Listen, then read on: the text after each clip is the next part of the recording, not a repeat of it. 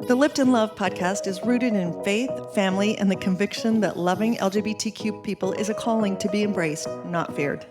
Produced by the Lift+Love team, we focus on topics relevant to Latter-day Saint LGBTQ individuals and their parents, relatives, friends, and others who are navigating this space with faith. Across episodes, hosts from the Lift+Love team and their guests address current topics, offer practical support, and share experiences related to LGBTQ+ issues. Each conversation is grounded in compassion, honesty, and a commitment to keep families connected to each other and Christ. Learn more and access resources at liftandlove.org. We're so excited to have you. Thank you. Well, thanks for having me. Absolutely. So excited. And I wanted to just tell you a little bit about Lift+Love. So I started Lift+Love in 2019 after I lost my gay brother to suicide. Oh. Yeah. And the year after that, sorry. my son came out. And wow. And I just knew there was a space for where moms needed to be together to learn how to take care of their kids, their queer kids in the church. And so we started Lift+Love. Darice was one of our early moms. And we've grown into this amazing place for all LGBTQ people, family, allies. And we do the Gather Conference, which is the largest conference for LGBTQ people in the church and the world. And so I wanted to just give you some kind of let you know. And that's how I met your mom. Both of us met your mom, actually. Oh. Yeah. So from the get-go, I just wanted to plug your book because first of all, it's a really good read. And I think there's probably people who are afraid to read it because they're afraid of what it might say about the faith. But I'm really impressed with how careful you were. And you could have taken it any way, but I felt like you took such good care of just being really very, very honest, but really careful with everybody, with your family, with the faith, with the leaders. And so I wanted people to know that they can really trust you to read this book and that they'll learn a lot about what it means to be queer in the church. So I think it's really impressive that you were able to hold that line. So thank you. Let me just ask you, and I know this question you've been asked, but what has it been like for you to be so prominent? I mean, it's hard enough to come out. It's hard enough to be queer in the church, but what does it feel like to be so open and honest and vulnerable in this space? Well, I think I've always valued being vulnerable and telling my story in as honest as I know how, and I feel like those are things that I was taught and I also valued in my upbringing and in church. And, because I was always told that being honest is how you get more of God's light. And I was like, well, I want to be close to God. So how do I continue being honest and true? And I think that was also what was kind of like a breaking point for me with coming out. Cause I was just like, how can I be honest if I'm keeping this part? Okay, be honest about everything here, but don't be honest about this. I was like, that's so misaligned. Right. Why is that? And I think I was confused as why that was kind of the approach. If the goal was being honest and true, why was it, but it's okay to be dishonest about this part and to hide this part. It was just like, that does not make any sense. And it can't doesn't feel right. Good. It can't feel good. No. Yeah. So I think you're put in a very difficult position when being a queer person in religion in general, not just with the Latter-day Saints, with Latter-day Saints, but religion in general. You're taught to hold these higher principles and values and morals and character, and by being an earnest and sincere and honest person. But there's I feel like there's this dissonance that that happens, this. It's you handle it in a kind of like a two-faced way almost, where it's like, no, but we want you to be dishonest about this because we don't understand it. We don't understand it, and it's kind of confusing with the rest of how we set everything else up with. I don't know. Then you just stay in the closet. Confusing. It's so much more convenient. You just stay in the closet. It's tricky. It's complicated. So it's like, as a queer person, especially when I was like fully practicing still in church, it was like this. How can I help you understand this better? Because there's a different way of approaching this. Right. And you're not giving me a chance to even talk because you've already decided, no, this is how it's going to be. And I'm like, but for the rest of it to work, I think you need to understand our perspective, because there are a lot of people like me in the church still practicing, still trying to, but you're requiring them to be dishonest and kind of go against their beliefs that you've been teaching them their whole lives. Absolutely. So, how can we find a way for them to be true to themselves? Because there's still a way of doing it to fit with the rest of what you're teaching. You're just not giving them the chance to do that because you've already made these assumptions of who they are and their intentions behind who they are. Yeah. When there are a lot of great errors with your perception of all that. Yeah, I totally absolutely. agree. And as a mom, like, I feel that for my child, right? My son's left the church, but also I feel that like there's no room for him to exist as he is. Yeah. In your book, you are really honest. When I started reading it, I texted your mom, like, there's a lot of brutal honesty and needed honesty. We are not honest in our family systems about the childhood trauma, the generational trauma. You're really honest. I said to your mom, like, I texted her and said, this is really brave. And by you opening it up and saying, we look at our family, everyone thought we were one thing and we have all these complicated problems. Like, you're allowing other people, not only the part about you being queer, but the part about, like, there's just a lot going on there. And a lot of all of our families have that stuff, right? Yeah. Yeah. I thought it was really amazing that you did that. Thank you. It wasn't easy to do especially because it involves other people who, it's, they have their own perspective on it and take, but I think it was short because as you're saying that, you also have gone through that. And I think most families do, but I think talking about how it's like you're trying to present yourself like, look, we're happy, we have all the answers, but there's all this mess going on in the background that we feel like you can't even discuss, because if I'm honest about this, it'll I don't know, it'll be a disappointment to the person that I'm supposed to look like I am. Yeah, and I think, exactly. Hiding like family's baggage and complications, I feel like that way, for me, it was kind of like, it went hand in hand with how I felt I needed to be by keeping myself in the closet, for example, and being kind of out of touch with my sexuality, my queerness, I should say. And because I was expected to do that in other ways in my life with my family.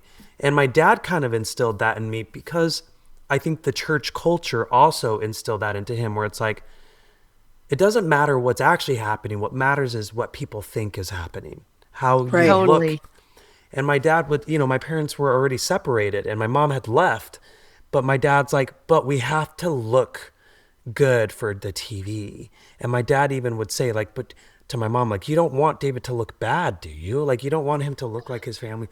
And on top of that, he's like, we represent the church, and the church is supposed to show that if you're in it, you have a strong family.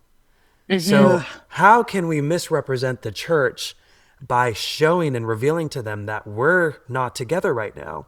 Is what my dad's point. That's so much pressure. You were like 17, weren't you? 16, 17? Yeah, I was 16 when it started and 17 when it ended.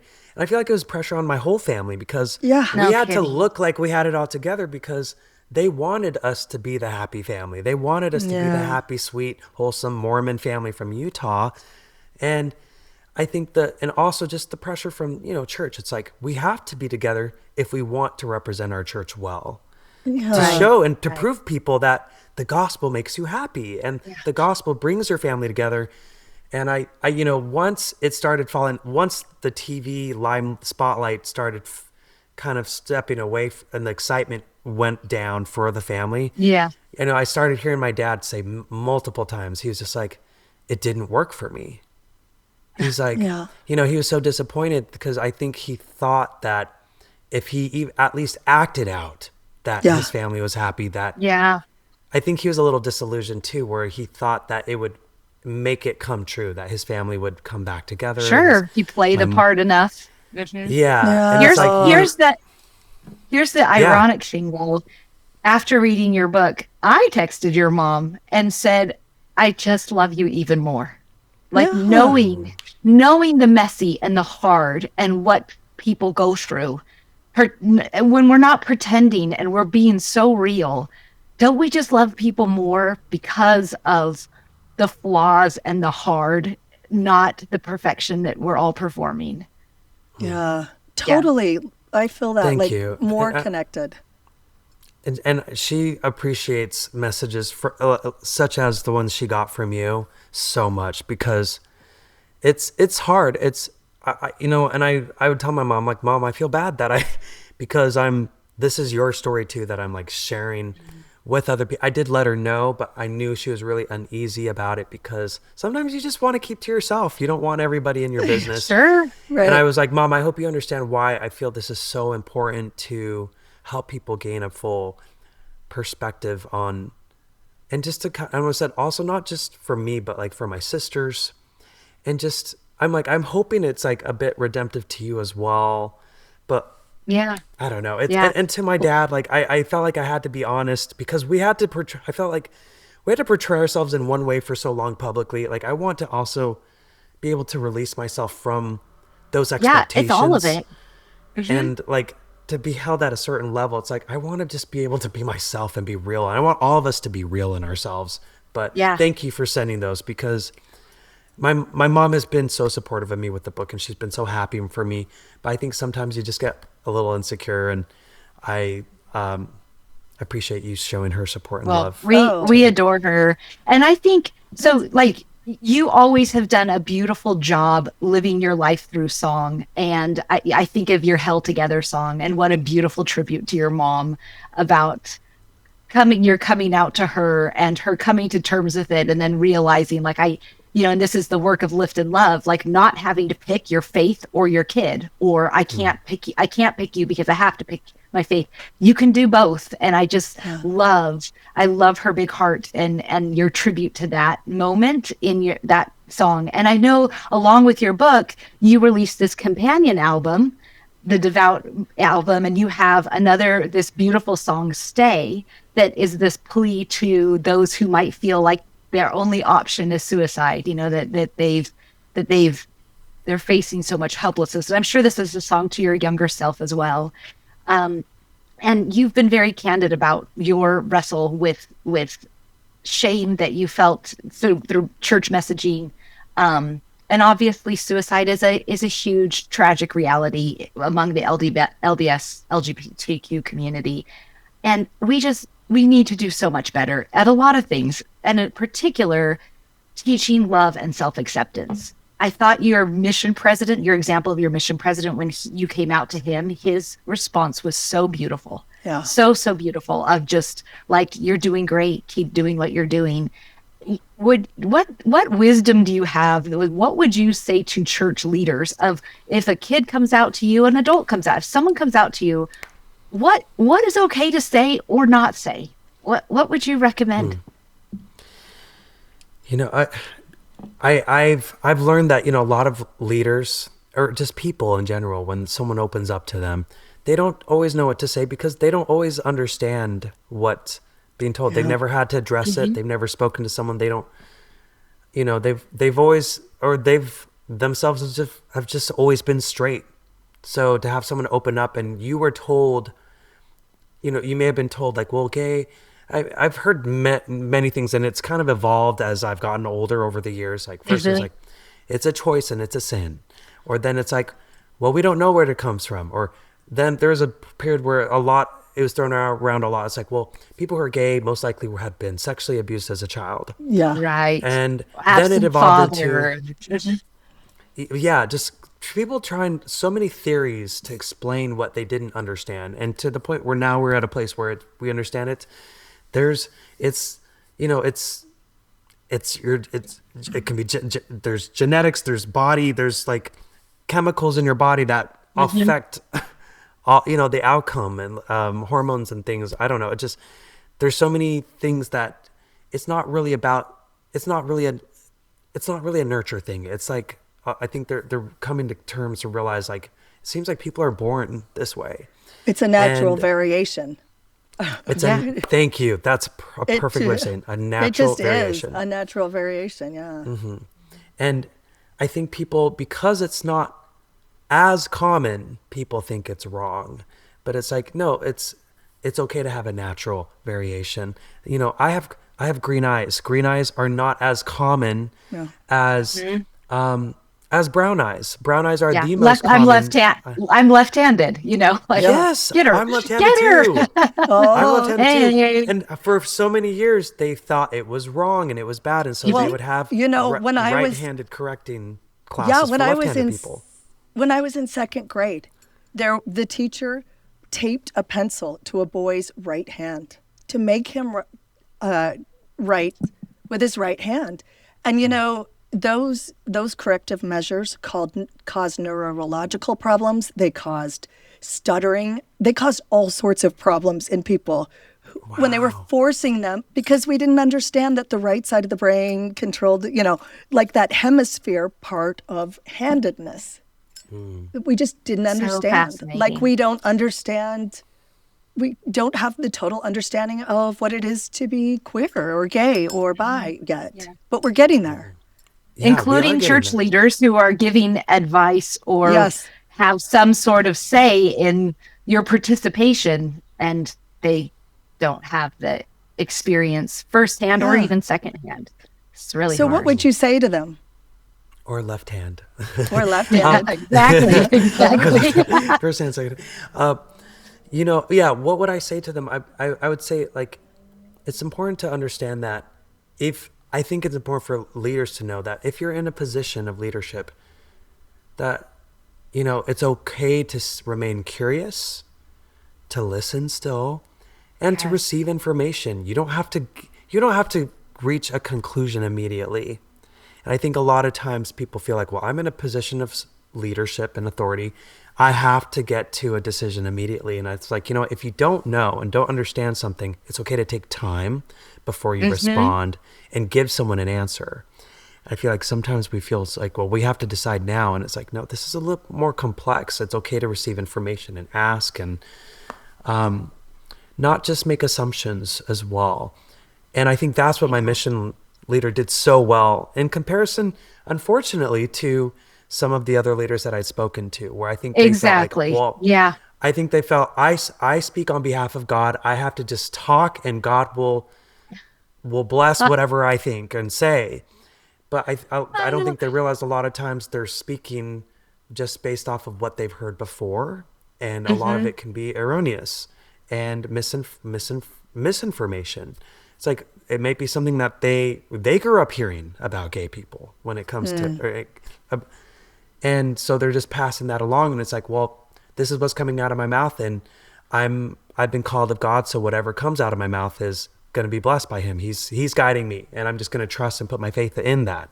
But what I liked about my mission leader was he didn't try to come to a conclusion. He just said what he knew. What he knew was, he just said, well, Elder Archuleta, you're doing a great job. The Lord loves you. I love you. And just keep doing what you're doing. And I don't know, like, if everyone else can, has, each situation's a little differently. But even as I've met with him later on and, like, visited him and talked to him even after my mission, even after I've left the church, like, he hasn't tried to be like, well, you should know better, because he's still very much in the church. I'm not. but I still love him and respect him, and he still loves me and respects me. And I'll go visit him, and he'll talk about his involvement and what he's doing in church, because he still serves and loves it, his involvement there. And I'll talk to him about my family and my life and my music, and we can respect each other where we are. He's never tried to convince me and correct me, because he understands my situation is complex, and he's not going to try and act like he knows. But he can still love where he is, and acknowledge that different people are going to be in different places of life, and what works for them wherever they are, it's okay to respect that. And so I think it was a little, he's been such a great example for me, and he's also the one who helped me to acknowledge the unhealthy dynamic I had with my dad at the time, when it was 15 years back.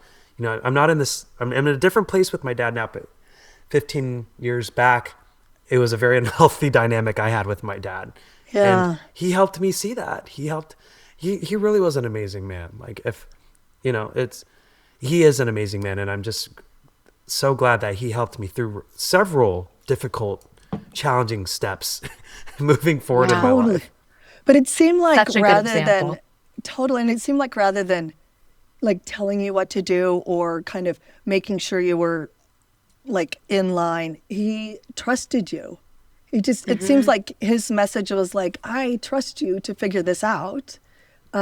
Especially like when you're on your mission, like you're with the Lord, he just trusted in you to figure out what you needed to know for yourself. And that's what's so powerful about his way of, like, I don't know if you call it parenting, but maybe we all parent each other's kids. I don't know. Maybe that makes sense because I'm a parent and I feel like everybody's my kid, but I liked that part of him. I appreciated that part of your story, like that he just trusted you to make good decisions and do the things that were best for you and to be guided. Yeah, I love that. So too. well put. So well put. Well, I think that's, I mean, that's part of being a parent. We have to trust our children. Like, I have all adult kids. I want them to do what I want them to do, but oddly enough, that's not always the perfect thing for them. And I have to trust, even like sometimes I'm like, oh, how's this going to turn out? Right. And I watched my parents do that with my brother. And I think that we don't trust enough. We don't trust our children enough to make good decisions. We don't trust the divine intervention to help steer us along. And I love, there's many parts of your story where you have kind of this divine intervention. And I listened to Richard, your conversation with Richard Ostler, with Papa Ostler, and you talk about kind of redefining that experience, that like relationship with God. Like, is that like an ongoing thing? Is that hard? Is that just something that's not interesting to you? I don't know. Tell us about that. I think it's difficult because you see how God is really interpreted not just religion to religion, but individual to individual. Because, for sure. I thought that I believed in the same God that everyone did. And then I would see that people didn't want my relationship of God with the relationship I had with God. They didn't want that to be a thing. They didn't want to acknowledge that could even be a possibility. Right. So they would just say, you must believe a different God than I do, because that's not the God I know. And it's just like, what if it is the same God, but your relationship is different because you're a different person. Right. And he can love both of. It's almost like they didn't want God to like me. They didn't want God to love me because of who they thought or what they thought I was as a queer person. Totally. And I felt that was really unfair. Oh, it's so unfair. And I just thought, they're just misinformed. But for me, it was just so much where it's just like, I think it was just very, it kind of just made me feel, it was confusing to me because I was just so adamant about, we all believe in the same God. And I was like, if they believe in the same God I do, then God will just help them see, what God's seeing. And people would say things like, oh, well, you've been deceived, Satan is appearing to you as an angel of light to deceive you. And I'm just like, this is not what Satan feels like. I'm like, I know what darkness feels like. I've felt darkness in my life. This sure have. The opposite of that. This is light. This is hopeful. This is love. This makes me want to keep going and keep living. And so just like for you to try to invalidate my experience, I think I was so frustrated by that. And I just thought, I need to be somewhere. And I think it just made me wonder and question, okay, well, what is God then? If you say this is God, I need space to figure out for myself what God is without people telling me they're so sure that they claim that this is what God is, and they know that this is what God is and God isn't. Yeah. That I was just like, I need space where I'm not so easily influenced by what you're saying to me, because I'm easily 100%. Influenced. I talk about it in my book. I've been so easily influenced by people in my life and authority figures, my dad, people I've worked with, other family members, that I was like, I need space where I can just be in tune with myself. And if there's a God is different than what these people believe God is supposed to be for me. And so I think it's just a point where I'm like, I don't think, if there is a God doesn't need me to have such absolutes and exacts and specifics about who God is. I think I can, if there is a God, God's okay with me being, not having it so clear, but still feeling in touch with whoever or whatever God may be. I think I've had to make it less absolute and specific of and nobody wants to worship a God who doesn't accept them. I mean, right, and who harms them. Why would you want to worship that God? I would want distance for sure. Yeah, I think that confusion you're talking about is really common for so many people in the LGBTQ community, because and especially in our church, they start out with this connection there, and then people say, well, you can't be having that. And it's like you said, it's so confusing. And as parents, like the one thing I want is for my son to have that guidance out of the church, in the church. To me, it doesn't matter. I just want him to be guided and to know that whatever he calls or sees as God loves him and is there to help. And I think that when we start messing with that, it's not good. It is not a good thing that we do to other people, and not let their experience with God be their experience. Right. Thank you so much for this conversation, David. For sure. I know these are hard, vulnerable questions, and we're just, I mean, I would ask some of my best friends these questions, and we're like, hey, what do you think? So thanks for letting us be nosy and dive right in. Thank you for having me. I would, I think that's the thing too. Can I finish that? Because I think that's a very interesting thing. Yes, please. I didn't finish that. No, I know I need to go in this next interview, but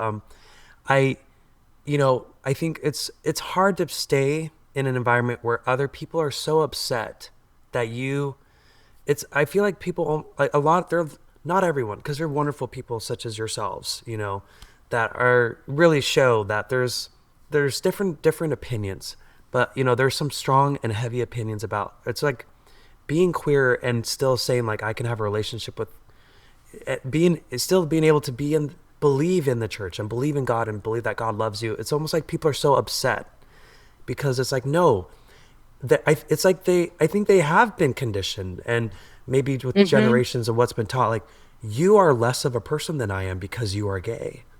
Right. You don't deserve to have the same relationship with God that I do because I'm better than you. because I'm straight.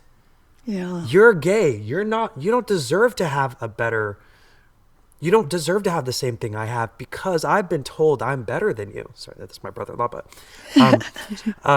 there's I family visit, but it makes it so hard to be in a place where you are at first taught that everyone is equal and everyone's a child of God, but then at the same time there's like this culture that it's like a subculture within this environment that you were once felt safe, now telling you, and not always directly, but indirectly trying to show like you are not really welcome here because you are less than because you're gay. And I think that is something that really needs to be addressed more, because just because you're gay does not make you any less of a child of God. And I think more members of the church who do not fully understand yet what it means to be queer, there really needs to be some work, and I urge them to just learn more about the queer experience, especially for those who are still in the church who are queer,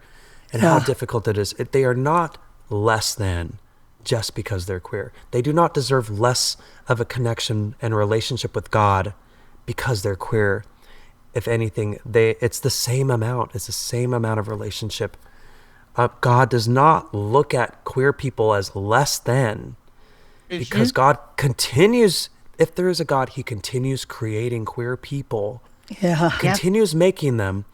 And he does not say, I'm going to make you, but because I don't like you, and I'm going to make you struggle more, and I'm going to make it harder for you to find me and speak to me and have a relationship with me, because of, it's just not how it is. And it isn't. No. That's not how it is, because it was like, no, God's fine with me. It's you guys that keep messing with my mind because you keep telling me that I don't deserve to be here and I don't deserve a relationship with God, and it's not true. And I think that's where I just needed a break, because I'm like, if I take a break from this and I don't think about it as much, he's still not going to love me any less. It's people who are going to judge me and love me less. Such an important distinction. It's such an important distinction. God's never going to love you less, but it's the people that get in the way. And I don't believe that God loves you less. In fact, I feel super strongly that you are really important in God's plan to teach people of our church your fame, your gorgeous voice, what you've been to the members of the church. You get to be the voice in all of your pain and all of the hurt for all the other kids that nobody ever hears from. And for that, and for all the misery and sadness and hard stuff, I know there's good stuff in there too, but for this hard stuff, I thank you for you being a voice for our children and letting people know how hard this is for them and how hard they try to be great kids, just like you tried, and you do try, and you are. So thank you for all you do. Yeah. Thank you. Thank you. Thank you so much. Thank you, Allison and Darice. I appreciate you so much. I just can't say how. I know it's not an easy place, because I know a lot of people you're in the church, you're trying to show your support to the queer community, and a lot of people, even within the church, have varying opinions because they don't fully understand. They haven't had enough of the conversations to really know what to think of it. And so I know it's an uncomfortable conversation that you're continuing, but it is so appreciated and so crucial to people such as, I know, like people like me, and there's people still in the church, because I talk about it in the book. I had people that I home taught and members of my faith that when I was still going to church, they would come up to me. I was leaving because I felt like embarrassed to be there, but they would come chasing after me and say secretly, I'm like you. And thank you for showing others that there are people like us here, because it is so hard. And they're just scared to let themselves be seen because they're afraid of what people will say about them. And so I appreciate that y'all don't have to do what you're doing, but I know that you have loved ones who are in the position. And so just thanks for being a voice. It like means so much to me. Like I get emotional. It's So I can't thank you enough for well, what you're doing. We're here doing the work so that lives. you don't. Yeah, well, we all are working to save lives, and you know what? You're not in church. Our queer kids aren't in church, and we're still all trying to get the message of God has not rejected our queer loved ones, and we don't reject our queer loved ones. And guess what? You don't have to reject your queer loved one, and that is what we are, like our constant work is to do. And we thank you. You're amazing. You're amazing, and you're amazing too. I think you are amazing. We're all amazing. We're so amazing. Great to talk to y'all. We're gonna do this. Thank you for joining us. If you like what we share, subscribe to the Lift and Love podcast. And if you have a minute, leave us a 5-star rating so other families like yours can find us. When your child comes out, you need to find support where you feel safe and understood. This is why we created the Lift and Love community, a place where families can connect, learn, and grow in a private setting. If you feel like you need more information, support, or resources, check out liftandlove.org and liftandlove.org on Instagram and Facebook. But most importantly, remember, you are not alone in this journey. We are building a community of thriving, faithful LGBTQ individuals and their families who are here to lift and love you.